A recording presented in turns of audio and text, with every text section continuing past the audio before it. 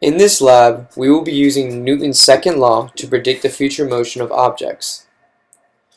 Newton's second law claims that we can get an object's final velocity by adding its initial velocity to the product of the net force over mass and the time interval. The easiest way to test this law is to record an object that has a constant velocity, meaning its initial and final velocity will be equal to each other. According to Newton's law, the only way to do this is by making the net force, which is equal to mass times acceleration, zero. For we cannot have an object with zero mass, nor an experiment with zero time, but we can have an object with zero acceleration, thus making the net force zero. So to prove this law, I rolled a ping pong ball across a flat surface, as you just saw before, and recorded the data for a duration of exactly 2 seconds. Its initial position was also 0.003 meters. I then calculated its initial velocity by subtracting its position in the second frame by its initial position and dividing by the time elapsed, which turned out to equal 0.48 meters per second in the negative x direction. It's negative because of the origin of the ball's motion is to the right on the screen, where the ball is moving to the left in the negative x direction. If the axis were to be flipped, the magnitude of the velocity, which was 0.48 meters per second, would remain the same, except the direction would be in the positive x direction. To check whether the velocity is constant, I compared the initial velocity with the average velocity. To get the average, I got the total displacement of the ball and divided by the full duration of the experiment, which was 2 seconds.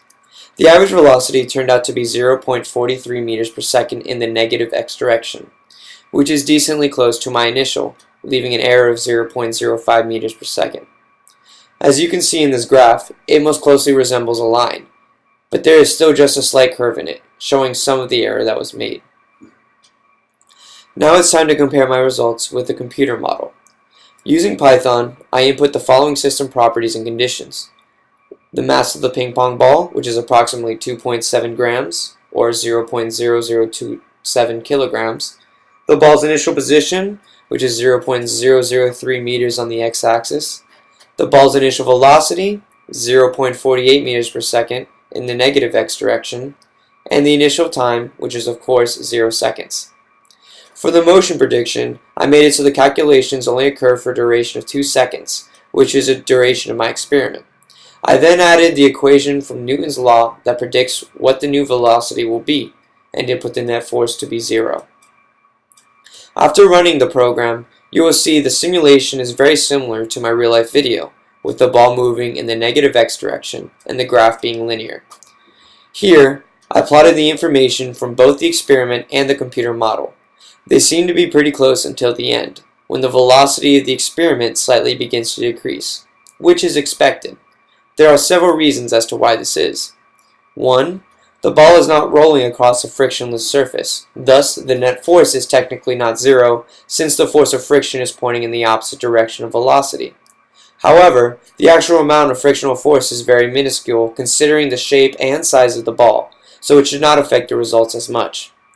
Due to the incredibly small mass of the ball, something like the tiniest food crumb on the table could slightly alter its trajectory while rolling, thus changing the outcome of the data since it's no longer on just one axis. I made sure that its trajectory was straight enough so that the effect that it have on the data wouldn't be very minuscule as well. And 3.